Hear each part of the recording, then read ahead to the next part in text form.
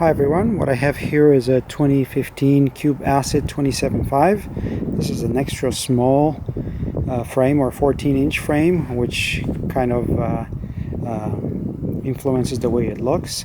However, this is the newly redesigned frame that Cube uses for a large variety of their bikes, whether they come under the name of Cube Acid, like you see it here, specified on the frame, and 27.5. They have an Acid 29er.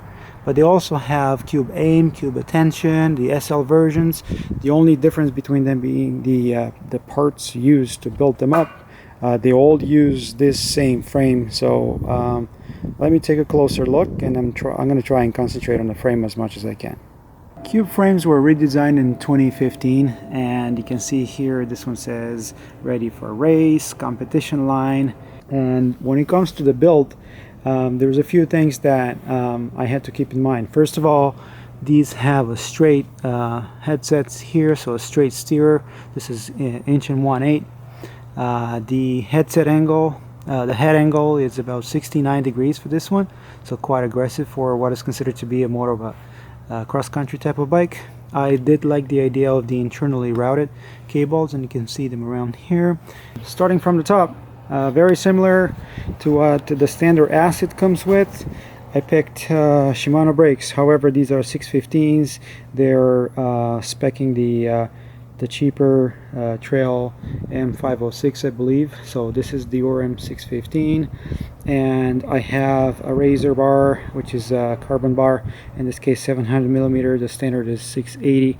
You see lock-on grips from Bontrager, which I like them a lot. I put the really short stem here as a 45 mil race face, and is reversed because I wanted to keep the height down as much as I can. I didn't want to cut the steerer too short, and that's why you see this up top. And I also wanted to keep it low because, again, it's for a small rider. Going down, fork is a Manitou Marvel comp. That's what you see here. The original fork is very similar to this, however they call it something else. It is still a Manitou M30, I believe it is, and the cable attachment is kind of difficult because of the way it is designed. Going down, you see, again, this is Dior brakes and caliper, of course, and I do have Dior center lock discs. The original spec for the bike, it calls for SLX hubs and discs, 180 up front, 160 in the back. The set of wheels that I'm using here is a Shimano MT15, which are cheap and strong enough for my application. They're not the lightest, but they do the job. And the tires that I chose are the Cross King from Continental. The original comes with Schwalbe Smart Sam. Moving back, again, Acid 27.5, and this is a 27.2 seat post. This is a Bontrager saddle, but the original calls for a lot of Cube branded stuff, and I believe the seat and seat post are that. 31.8 seat clamp here, and you can see here for this extra small or 14-inch, you only have one attachments for the bottle on the down tube. The other ones have a second attachment right down here. I have the external bottom bracket, which is great. Just hassle-free, and you can use pretty much anything you want. In this case, I used the Z crankset and Shimano Saint pedals.